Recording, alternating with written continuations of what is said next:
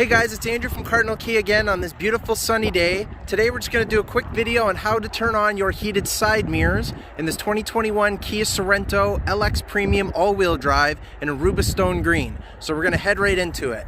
Forgive me, it's a little bit windy. And I'm going to head into the vehicle. I'm going to turn the vehicle on. And over on my auto dual zone climate control, I'm going to turn on my rear defroster. When you turn on the rear defroster, that's what activates your heated side mirrors. A lot of my customers forget that.